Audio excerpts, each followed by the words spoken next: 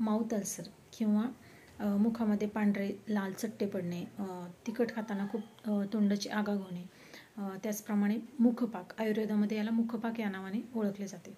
याच्यामध्ये तुम्ही अति तिखट किंवा अति तेलकट आहारामुळे सुद्धा हे होते, किंवा ज्यांना कॉन्स्टिपेशनचा सतत त्रास होत असेल त्यांनासुद्धा या गोष्टींना सामोरं जावं लागतं.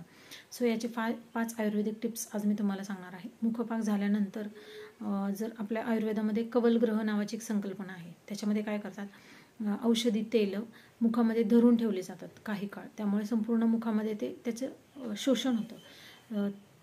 जर मुखपाक असेल तुम्हाला तर त्यामध्ये ग्रीष्म ऋतू म्हणजे उन्हाळ्यामध्ये तुम्ही नारळाचं तेल किंवा नारियल तेल हे संपूर्ण मुखामध्ये धरून ठेवायचं.